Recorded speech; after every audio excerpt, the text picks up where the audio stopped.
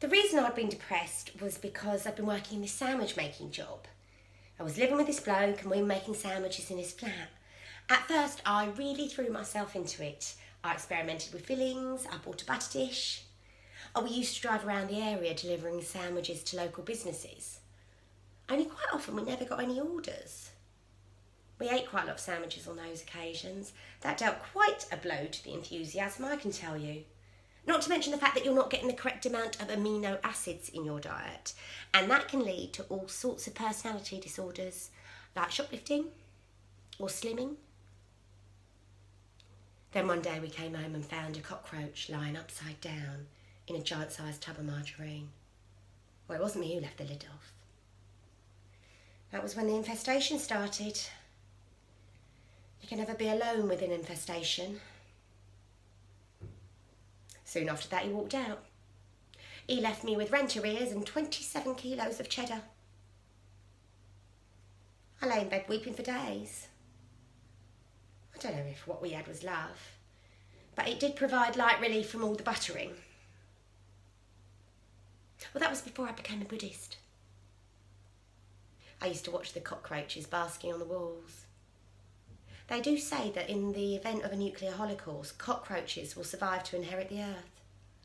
They used to crawl around in a superior manner, like they knew they could survive intense heat and I couldn't, cocky bastards. Thing is, I'd never go through that now. Be used like that. Because now I'm different. Or transformed by experience.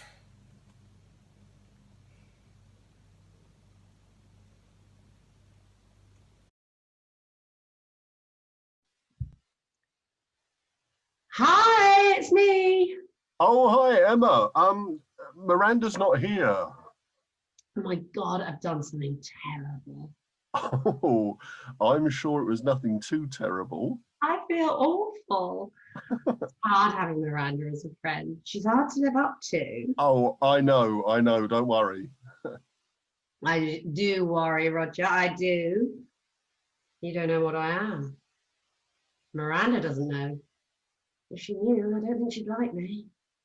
I think you're being very hard on yourself. I'm sure you haven't done anything much. How do you know? Well, I don't actually, but I do know you. So I was happy to conclude that I was sure you hadn't done anything much. What I hate is sure people. People who are always so bloody sure. Emma, what's going on? No, I've done something. Something sickening. Oh, you wouldn't understand, Roger. I might. No, you're too Too flattened. Sorry. flattened. Don't take it the wrong way. Flattened? It's not a bad thing to be. At least it's safe. I've done something. What you have? Yes. I don't know how it happened. She's a student. She's 20, she's French from the border with Belgium, actually, and she's in my Hegelian thought module. Anyway, I found her attractive. It was the end of term, and I'd had a couple of glasses of wine. It was the end of term party, and oh, Try and breathe and talk at the same time, Roger. the worst thing is, it was when Miranda was sick. When she was sick, how wretched is that? Has anything happened since? No, no, it hasn't. I swear it hasn't. No. Well, forget it then. Forget it. It's nothing really. Christ, on Thursday night I went home with a strange man who tied me up, wore a hood and called me obscene names whilst I spat in his navel. Really? Safe sex. We crept into the gardens when it was dark. When I touched her skin, it was a shock. Her skin felt so young and mine felt so old.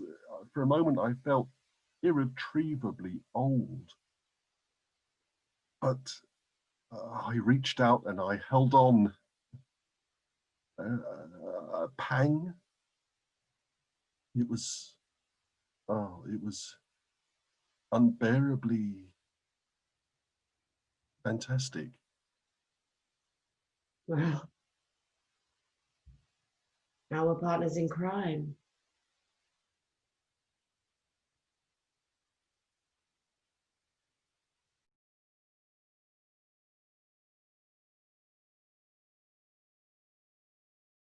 Two-man rule. Two-man rule. Yeah, 2 men, 2 keys, like a nuclear launch. Yeah, but to retrieve the keys, you have to enter Planck's constant. Planck's what? Planck's constant is a very famous number. Okay, so we get the keys and then we unlock the machine. Oh, that's what he says. Well, that doesn't sound too hard. We can do this. Joyce, did you hear the part where he said it was an impenetrable fortress? Yes, but there has to be a way in. Oh, there is. Our military. You are coming. Well, we don't know that now, do we? Because you shouted at them like it was a parent-teacher conference and then you hung up on them. So we don't know what the hell's going on. Whilst we are waiting. Oh, you know what? If you can't handle this, then let's just forget. What are you going to do? I will do anything that gets me away from you. Children! This interminable bickering was amusing at first, but now it's just got very, very stale. So why don't you please just cut the bullshit and get to the part where you admit you have sexual feelings for each other? You are way Murray. Spare me. Yes, I know, he's a brute.